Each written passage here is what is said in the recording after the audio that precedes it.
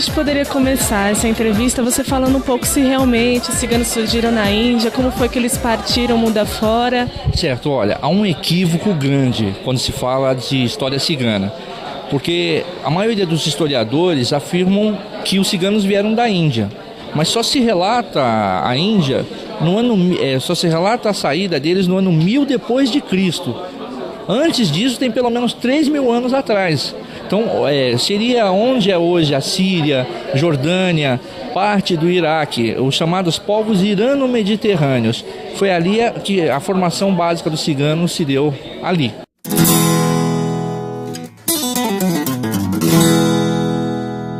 Tem muitas pessoas que acham que o nomadismo dos ciganos se dá por vontade. Eu não gosto de ficar parado no mesmo lugar. Isso não é verdade. Isso se originou por causa da perseguição. Então os ciganos estavam bem quietinhos no lugar deles, aí chegou um conquistador e tomou a terra deles. Aí eles foram para outro lugar. E assim, isso virou um efeito dominó, um efeito cascata. Então isso acabou se integrando na cultura cigana, esse nomadismo, pelas perseguições. Até hoje, eu sou um cigano seminômade.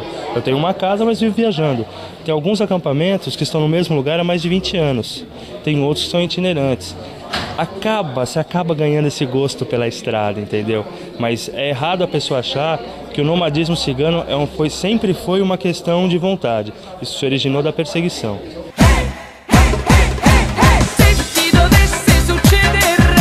Olha, a gente sabe que com o avanço da tecnologia, hoje em dia tudo é mais fácil, tudo acaba se modernizando.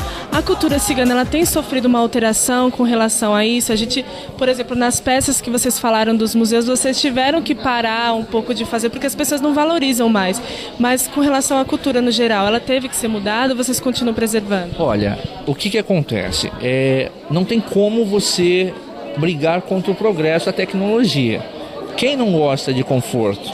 Quem não gosta de uma televisão de plasma? Quem não gosta de um computador? Isso é fundamental para os dias de hoje. Então, o que a gente fala e briga pelas novas gerações é que elas estudem, que antigamente, por exemplo, a mulher não ia para a escola. O filho aprendia a conhecer números, era o suficiente. Então, o que acontece? A quem possa interessar uma cultura com ignorância? A ninguém. Então nós passamos para as novas gerações que, por mais que haja tecnologia, haja progresso, eles podem se adaptar ao progresso, estudar, ir para uma faculdade, se formar, sem perder as suas raízes ciganas.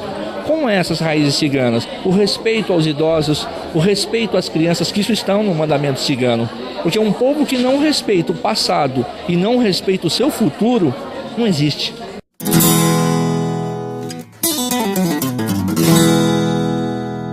Ao mesmo tempo que às vezes nós nos vestimos todos de negro, uma questão de respeito, uma questão mais de, como eu posso falar, de serenidade, tá? Hoje, por exemplo, eu tô com uma camisa, tem salmão, é rosa, cigano usando rosa, você vê que não tem isso. Meu parceiro tá com uma camisa preta com bolas brancas, quer dizer, eu tô com uma calça escura, estou com minha bota. A vestimenta vai muito do humor do cigano. As ciganas sempre muito coloridas, sempre resguardando as pernas, o ventre. Você vê uma cigana amamentando no acampamento cigano, é a coisa mais fácil do mundo, mais simples, não causa estardalhaço nenhum.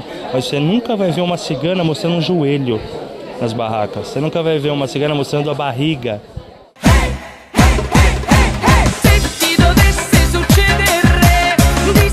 Nós estamos em vários países e a língua permanece até os dias de hoje.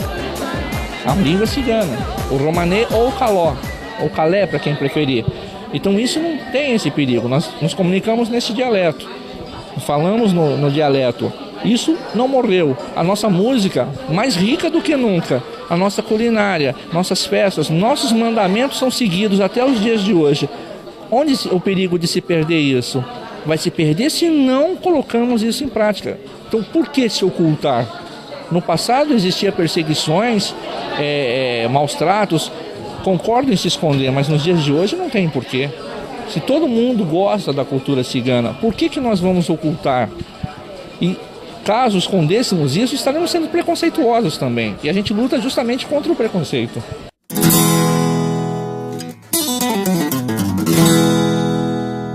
Existem os pratos típicos ciganos. Sarmá, o chairo, que é servido dentro do samovar, Existem algumas bebidas típicas, alcoólicas dos ciganos, vinho. Dependendo de onde se originam os ciganos, eles gostam de vodka, gostam de rum, gostam de uísque. Mas isso é mais da região. Cigano Calon no Brasil adora carne, adora uma mesa farta, adora fruta, adora pães, entendeu? Não dispensa uma boa garrafa de vinho, às vezes uma chimbeira, que é aguardente, entendeu? Isso é muito regional.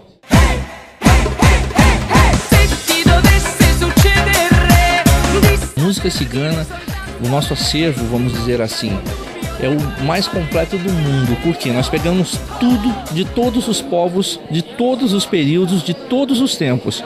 Então, nós temos influência russa dos violinos, os acordeões russos, nós temos os cravos, as violas flamencas, os carrons, que muita gente pensa que é espanhol e são peruanos. Então nós temos essa influência, os pandeiros, que todo mundo fala dos italianos, mas os ciganos no Oriente já utilizavam os pandeiros com fitas coloridas. Toda essa influência que foi absorvida, a cítara da Índia também, tudo isso que foi absorvido, eles traduziram isso em música e adaptaram, como o flamenco, por exemplo. O flamenco não foi os ciganos que criaram o flamenco. Quando eles chegaram na Espanha, o flamenco já existia. Só que nós costumamos falar que os ciganos deram alma ao flamenco. Que eles colocaram, o flamenco não era cantado, eles colocaram o cântico e as danças, eles animaram mais as danças. Colocaram o cântico, os lamentos. Por isso que eu falo que toda música no mundo hoje tem a influência cigana.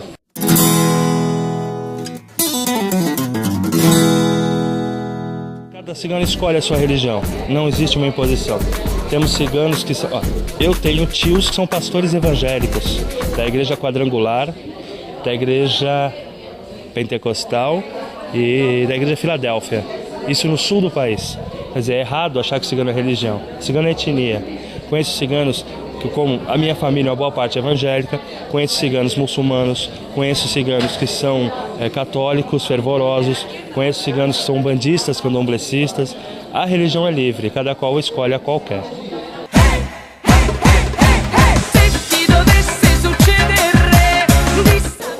O casamento ainda hoje é uma coisa meia séria junto aos ciganos.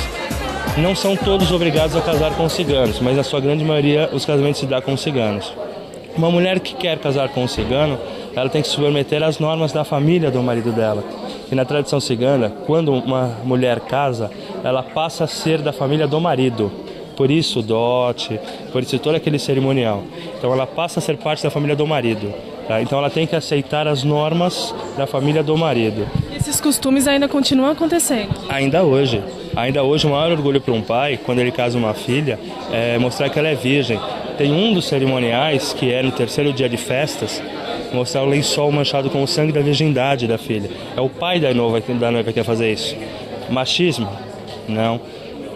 Estupidez, burrice? Não. O maior orgulho para um pai é poder mostrar para a sociedade cigana que essas festas são fechadas só para os ciganos, tá? Que ele soube honrar a família dele, ele soube dar princípios de moral para a família dele, ele soube explicar para a filha dele que ela deveria se resguardar para o marido dela, para o homem que vai acompanhar ela durante toda a vida dela. E isso é muito bem aceito. Então, aquele sangue mostrado não é um ato machista, é quase como se um troféu. Ele está provando para a sociedade cigana que ele soube cumprir o papel dele.